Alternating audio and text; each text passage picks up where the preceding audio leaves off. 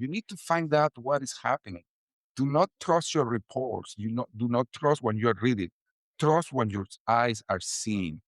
Implementing lean tools by themselves was not the key to success. If you go 100% just tools and you do not make sure that you are building a culture based on behaviors, based on principles, tools fade away in time.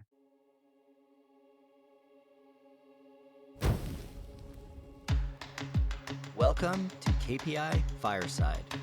Our mission is simple: to improve companies and to improve careers through continuous improvement.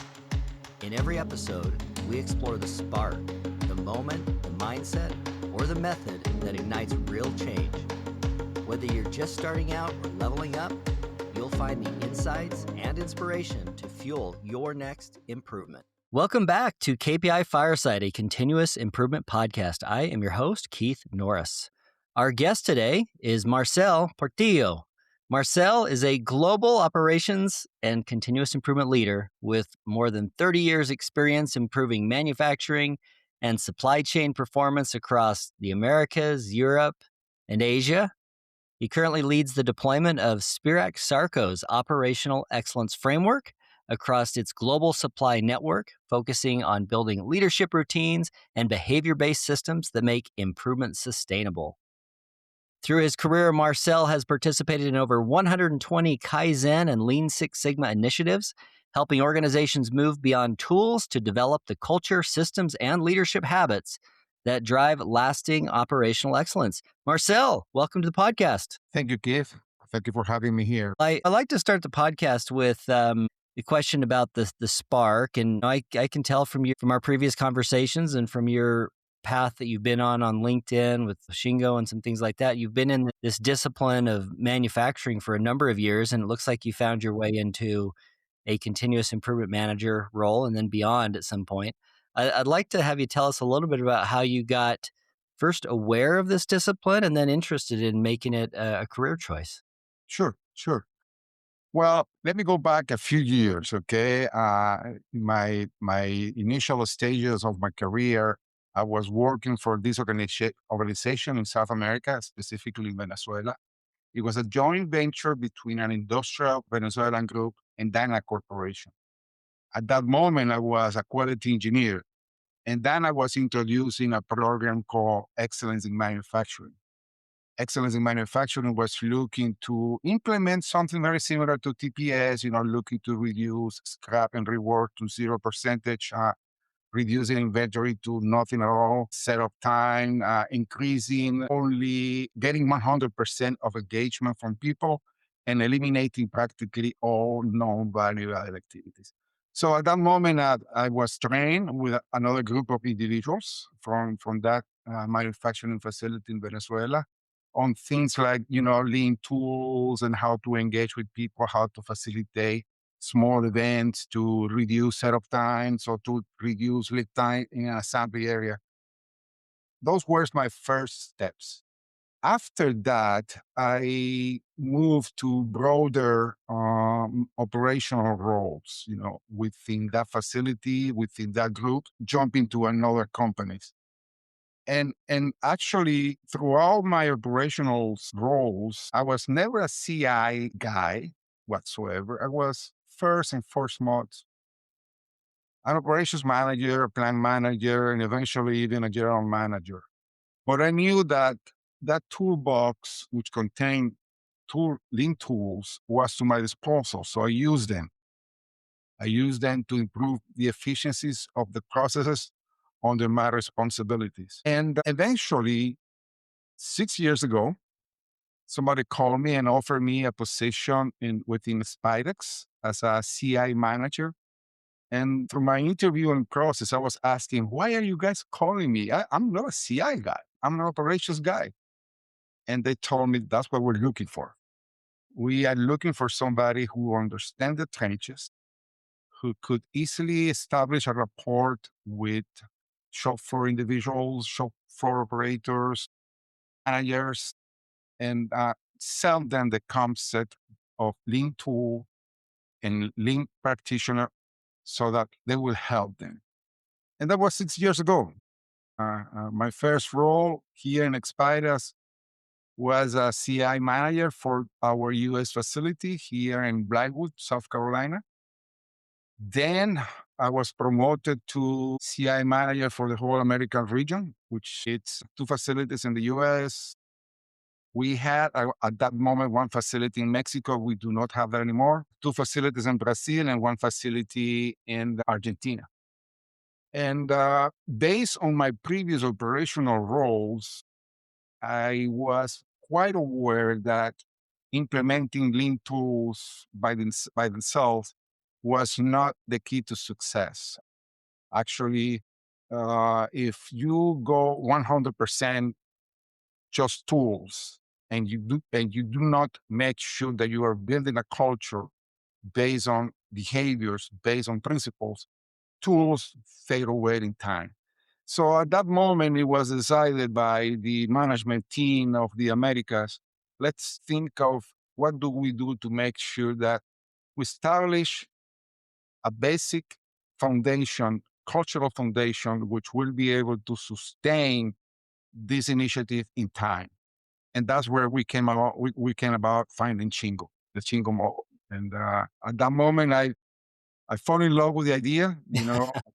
It was not easy for me as an engineer to start talking about behaviors and psychology of things. It's much easier for me to measure the rhythm of a machine.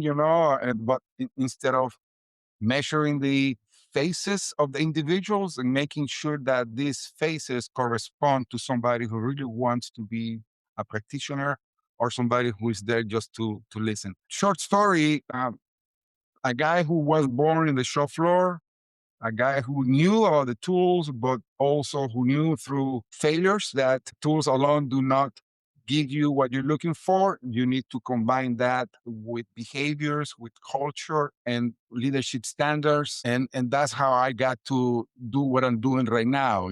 After Chingo in the Americas, forgot to tell you this, then another business area of Spirax, to give you a little bit of context, there are three different business units within the Spirax group.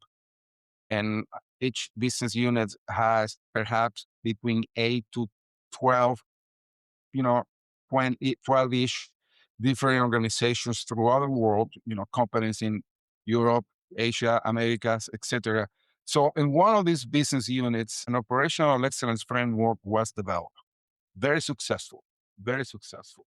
So last year, around January, February of last year, the whole three businesses got together to combine the best practices of operational excellence framework, the one that was developed from these other businesses.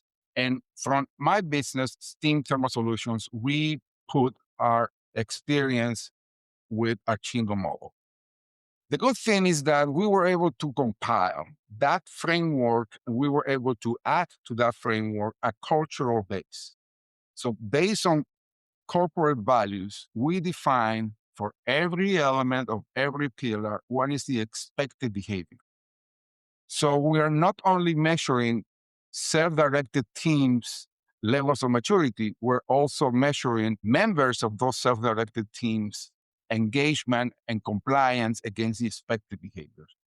So it's not a Chingo model, but it's a hybrid of the good things from Chingo with the good things from that operational framework. And that's what we are right now kicking off deployment for all businesses of Spilex. And I'm in charge of the business called Steam Thermal Solutions. So what a CI manager, continuous improvement manager, I assume is the full name of that. What kind of activities does that role include? And has that changed from when you started there to what it is now? Is it aligned? It's evolving. It's evolving. I would lie to you if I tell you that we have one unique function, just somebody doing CI. Most of them right now, they do that. Okay. And as a CI leader, we call it CI leader for whatever. It's not a managerial position.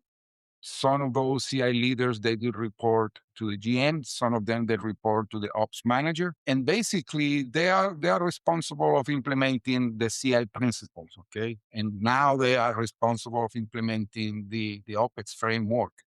So they do things such as they do participate on management teams, management meetings to foresee what the needs of that organization are and how those needs could be tackled with CI projects.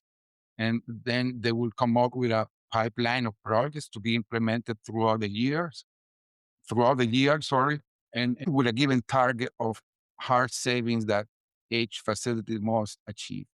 Now, achieving hard savings through a project requires a framework that helps that project is visualized and implemented correctly. And that's where the OpEx framework comes on board.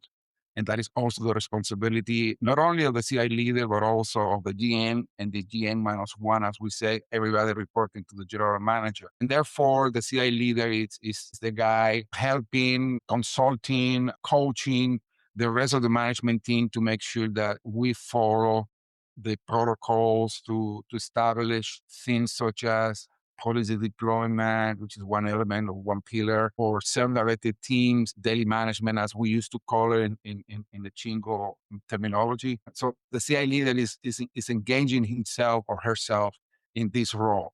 My participation is to make sure that we follow the standards. I define the standards. I define them with them. Okay. It's not like this is the protocol for self-directed teams. You guys go ahead.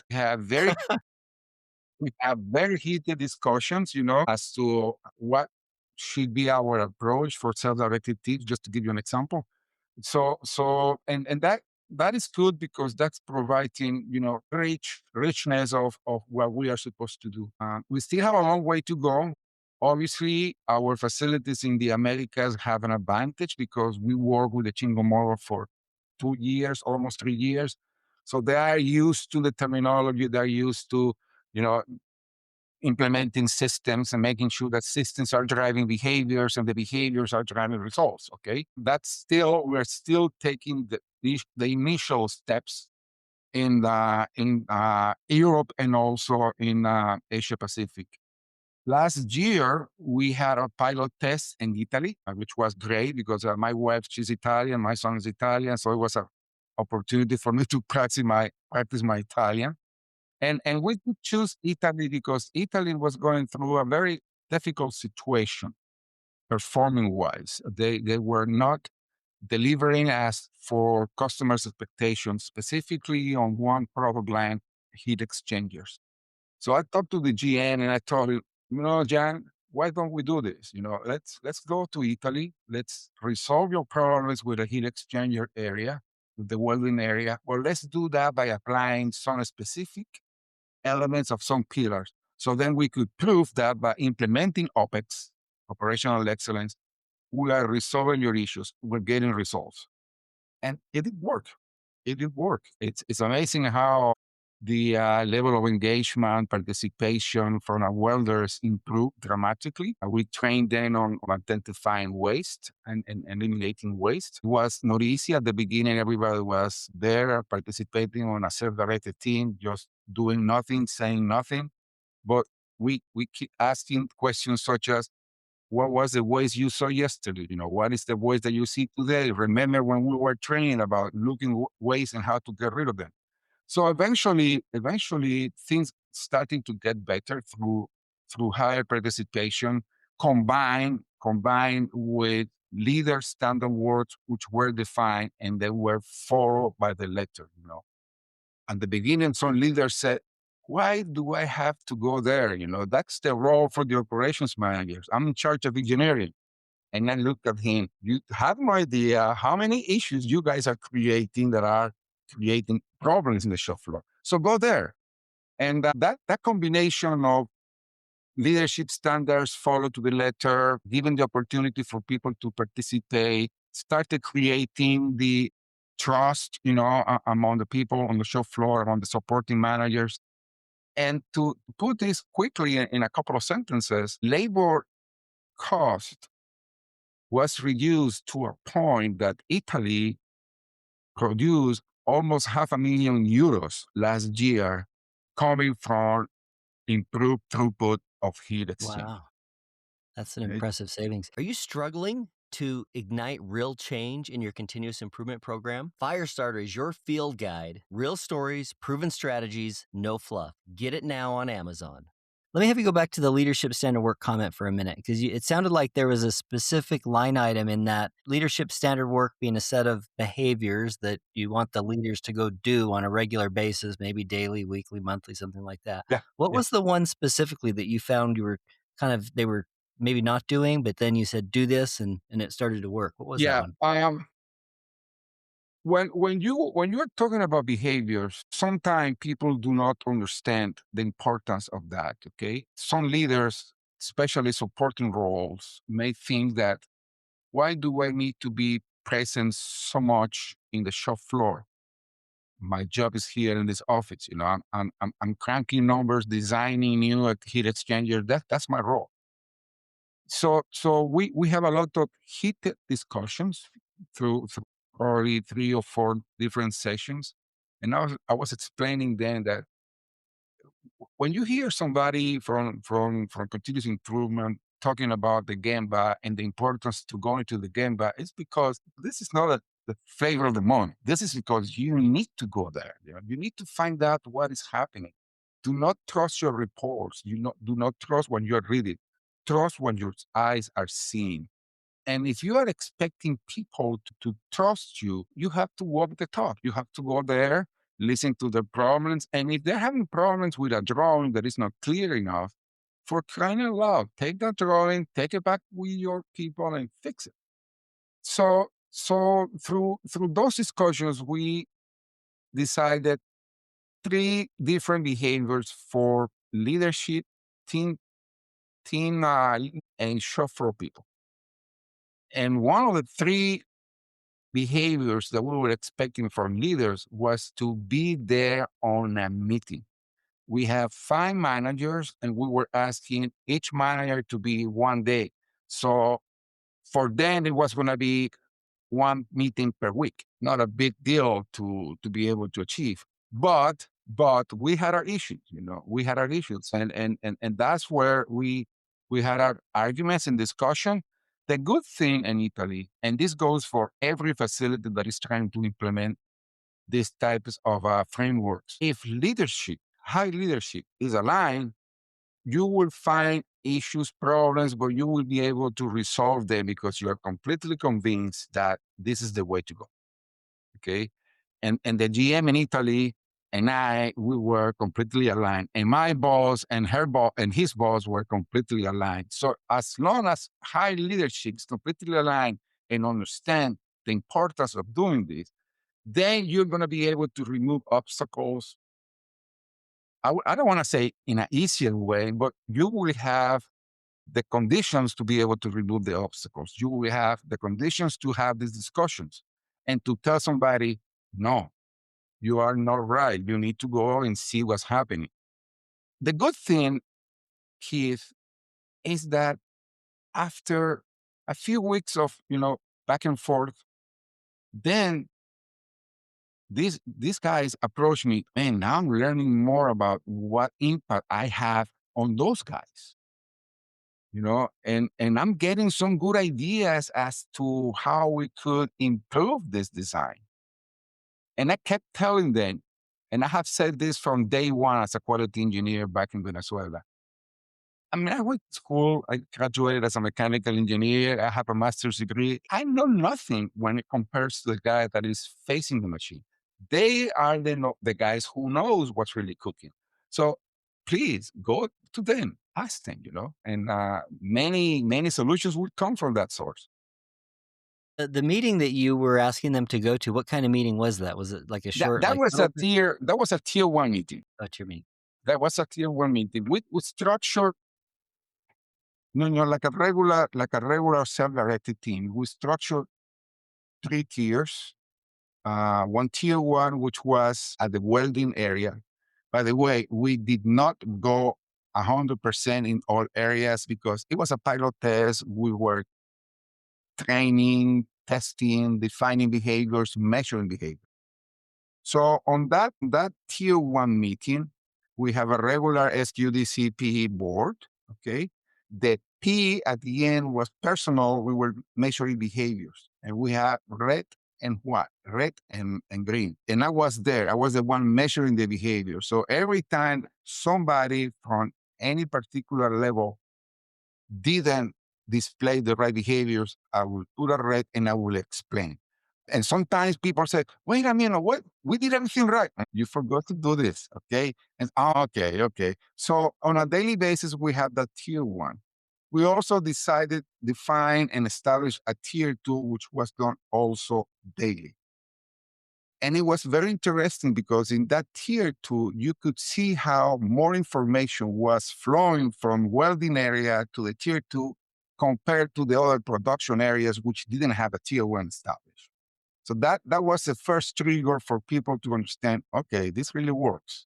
We also established a tier three, which we didn't do it daily. We thought that it was too much to be handled on a daily basis. So we define an agenda of topics. We divide those topics in four. So we had a tier three once a week. But at the same time, we use policy deployment to make sure that strategy was tied to objectives in the show floor. And we define leader standard work to make sure that leaders are encouraging through the established systems the right behaviors expected from everybody else, being the models by then displaying the behaviors that are expected to display. For anybody that might not be totally familiar with your industry or even tier boards, let's just paint a little context here. So tier one, you said, was like welding. So is tier one like the work cell level, like the people working in that area? Yeah, tier one was right in the welding area. Welders were attending, and it was led by the welding the set leader. The idea was for the welder leader to start asking questions. Okay, what guys, what problems have you identified? What issues are you having?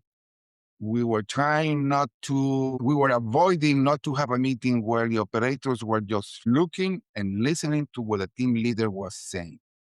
And that was perhaps one of the behaviors more difficult to implement because people are used to listen to their leaders. In this case, we were promoting the guys to stand up and communicate. And there were many occasions in which I said, Marco, that's the name of the team leader. Marco, hold on. Ask the question: who saw a waste? What is happening in the show floor? What is impeding the guys to produce at the expected rhythm? And then, okay, I have this problem. This drawing doesn't make any sense. I don't know what the specification is. I'm waiting for the materials. Hey, this welding rod sucks big time. Where do you guys buy this welding rod? And eventually, the team leader started taking a step back, and at the beginning, he was writing down waste when he was talking to the welders. And we got to a moment in which the welders themselves, I have this issue. This is a waste. I need quality to do this. And they were writing in good Italian on the board. So when you start looking at this phenomenon, then you say, okay, we're on the right track. We still have a long way to go. Don't get me wrong. We have miles to go, but I'm happy to say that we're taking the right first steps. And actually, that model is the one that we are basing to scale up for the rest of our division. So that sounds like a very good like daily huddle at the work cell level. And then the tier two, described like, is the tier two like the leader of that team and the leader of another team? How did your tier twos function, and how many different work cells are The in? tier two was conducted by the ops manager and the supporting roles. So each team leader had like a previous meeting with the ops manager to feed him information. And as I said earlier, since only one team leader had a tier one, you could see that only problems were being escalated from that area. Okay. And the other areas, they didn't have a system to voice their concerns. So it was the same board, but with a larger scope. So the waste identified at a larger scope, which was the whole facility, was a combination of all of the different production areas. And you could see that not everything, but a high percentage of the things that were discussed were coming from the welding. Just for context, you had a welding area. What were some of the other areas that are involved in an operations We meeting we have in your a industry? welding area. We have a valve area where valves are some components are manufactured and assembled. We also have I forgot the name of the product, the scale or something, and we have a big assembly area for highly engineering products like clean steam generators. They're assembled together. It's And the not a tier big 2, facility. is that where you start to get things coming up like, the guys in valves are saying like, "Those people over in welding, they don't understand. Why do they always send it to us like this?" Well, actually, some of that happened. But also, some people start approaching Marco, some other cell leaders. Why are you doing this? Explain to me. That's interesting. What about if I do it too? And before we finished the pilot test, we escalated. We decided to go to another area, which by the way was the valve area, because this particular team leader he saw an opportunity. Oh man, I want to do the same. And also, when you see people getting recognition and what they doing, and people want to be a part of that party. This is working. I keep telling the guys on the show floor, I am here to help your work be safer, easier, and faster. When they hear that, that's interesting. Let me give you the benefit of the doubt. Yeah. And when they start seeing more engagement from the supporting role, they start destroying that big wall between shop floor people and supporting roles. Before people from engineering hardly ever talk to anybody from the shop floor. Okay, and you may say, well, that probably is a particular problem in Italy. It happens more often than you really give credit to it. And Gemba is something that we very seldom go to, and that's one of the most important behaviors as leaders that we need to change. That's so interesting. Having as many facilities as you guys do and in as many different parts of the world, a lot of the stuff that, let's say, if we're here in the United States or in any single country, you take for granted things like just the language that you speak. We're speaking English. But, when you've got a different plant in a different country speaking a different language, now you've got this challenge of connecting these behaviors, but doing them in a different language. I think that's kind of an interesting fact of this discipline is that regardless of the language that you speak, the behavior patterns, can be represent. Yeah, definitely.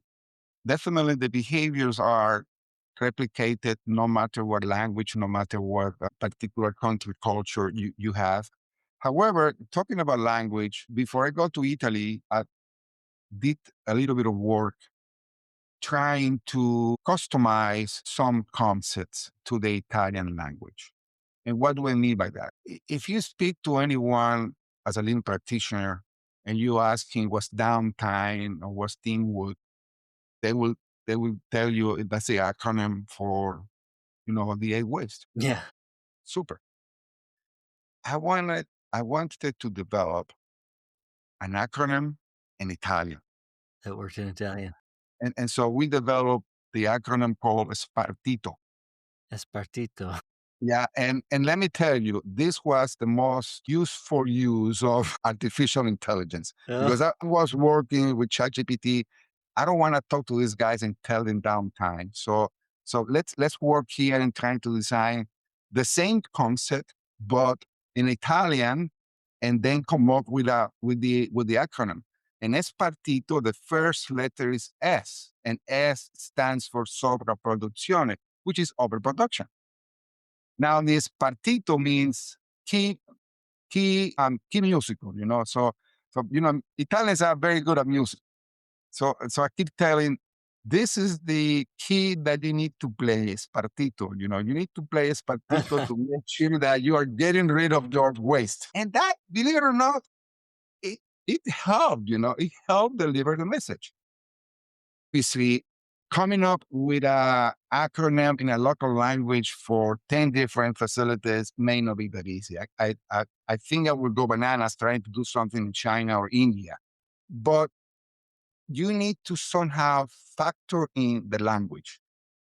And that's one thing that I'm very careful of. I try to always be with somebody that is bilingual English and also proficient in the local language, so to make sure that you're able to send the message. But So if back to your point, behaviors are replicable.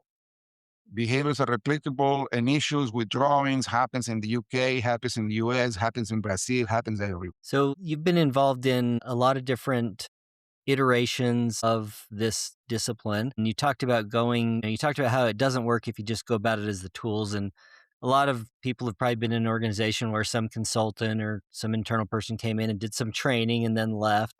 What's your advice for how do you go from, hey, this was this fun training that we did with Marcel to, sometimes things can get a little bit stale perhaps. What's the trick to not letting it just be forgotten or get boring? The trick to me is a combination of authenticity and presence. You need to be present. You cannot go there and teach them something and then disappear. You need to go there. You need to work with them, ask the right questions. You coach them. Help them through the implementation, go through the suffering they have to go. And that's what we learned in the pilot test we have in Mexico, here in the Americas when we were doing Chingo. That's what we learned when we were doing the pilot test in Italy for the new OPEX framework. If you simply are there to show something to do, but you do not work with them through the implementation phase, then things start fading away, or things will be subject to different interpretations, different approaches, and the end result will be that you're not reaching what you were looking for. Okay. So the way I see it, my approach is be there, be available. Even when I left Italy, I have bi-weekly meetings with them, and we go over what they are doing. And I also have bi-weekly meetings with every single facility. But I had my established trips to each facility, and I work with them. I do the Gemba walks. And if we have an issue with a particular element, then we go deep enough to make sure that the understand is correct and the implementation is going as expected. And sometimes you find surprises, some nice surprises, things are going faster. Sometimes you find nasty surprises that things are not going as you were expected. But if you disappear, then things will be developed by themselves, by inertia.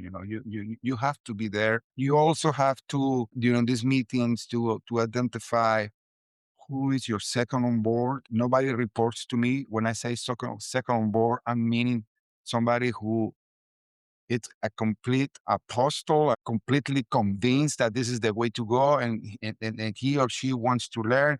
So you're working with him or with her, and you're guiding him or you're guiding her, and she or he becomes your eyes in the facility. And so in that way, even though you are remotely, you have your connection. So having that remote connection, being present and be authentic, it's but to me, there are elements that are needed to make sure that things are going as you are intending them to go. Well, you mentioned how the standard work was like the leadership standard work was a key piece of that. And I think what I'm hearing is that's part of that standard work is this cadence of checking in, like, did you go to the meeting? Did you spend time with the Gemba? And it sounds like you have some stuff that you do every couple of weeks to confirm. This is a theme that I hear a lot on a lot of improvements. Improvements happen and then sometimes things don't get sustained. They like slide back down. And Exactly. this pattern of like checking in on it on some frequency is a It good. is needed. Italy and the Americas facilities, they have established themselves a way to include checking leader standard work in their tier 3 meetings. Okay. I am comfortable with the way things are being checked in the Americas because of the level of maturity. I'm still through these bi-weekly meetings. asking the right questions. How's this going? What have you found? Or well, we make sure that we are lagging in this particular behavior. We were expecting to be attending more meetings, or we were expecting to be coaching more people, or we were expecting to be participating in more Gemba walks. And so, all right, so what are you doing about it? And well, we're gonna be reinforcing this. We're gonna be making sure that whoever is responsible to be choosing somebody to be a coach, that is really actually happening. And of course, there's gonna be a lot of trust, and you need to little by little be giving enough confidence to the GM, and the GM minus one to eventually have them be the leaders of the deployment. Because it's impossible for me to be present in every facility as much as I would like to. It will be completely affecting negatively the trading profit just because of my trips. So you need to have a combination of these biweekly meetings, the establish protocols, make sure that in each, and this comes from the Shingo model recipe, a system, that system has some communication tools. You have a standard protocol that govern the system. You should be able to issue reports on a given frequency. Those reports should have a combination of KPIs and KPIs that are measuring the effectiveness of the system. So with those communication tools, part of these protocols is how we intend to make sure that the systems are evolving, the meetings are taking place. And if they are not performing unexpected, it's because we have the measures that tell us that we need to do something. What are we doing about it? So it's this interaction of establishing a system, the report levels, the monitoring of KPIs and KBIs, the biweekly meetings, and the trust that you need to eventually provide to these guys are the elements that at least we are using. Mm. We are using because we learned them in the Americas through our Chingo experience, and they worked. And we are trying to copy and paste the same methodology, if you will, to make sure that our elements of our pillars of our new OPEX framework are going through the deployment. So I'm sure the primary benefits from the CFO and the people that pay for the programs are always like the hard savings and things like that. But what are some benefits that maybe you've seen through these implementations that you didn't necessarily expect, or that you were positively surprised by how it's helped the Yeah, organization or the that, people? that's um that's a good question. We need to show the color of the money to our CFOs and our CEOs. Okay, if we do not show the color of the money, then people will not be on your side. But you have to do that very carefully. You have to do that making sure that money is important, but changing culture is even more important. So when you start seeing things such as engagement level, there was a time where I will not say what facility, well, this facility was rated to have the worst engagement level throughout the whole division. When we started working with this framework of excellence, operational excellence, through the participation in daily management, through the more problem solving because they were identifying more trust between operators and the rest of the management team, the engagement level went up the roof. And from being the last facility, they got to be the first one on the division. And that was a way for us to say, you see, it's not just money. We are creating culture here. We are creating people who understands the importance of identifying a problem, using problem solving, keeping their behaviors, and making sure that this is sustainable in time. Things, hard savings are important. Cost avoidance and soft savings are also, in my opinion, as important or even more. So that's one way that we have used in the past, and it's very easy to measure because coming from the last to the first in just 1 year Yes. is a clear signal that things are working. Yeah, that's something that I think is unique about large organizations with multiple locations is you tend to be able to evaluate things differently than, let's say it's, a smaller manufacturer with only one site and you implement something like this and you're like, yeah, we did better this year than last year. And sometimes it can be a little harder to isolate what caused that, or did we just get lucky? Was it some external factor. But when you have different sites, you get a little different lens into the experiment that was ran here versus theirs.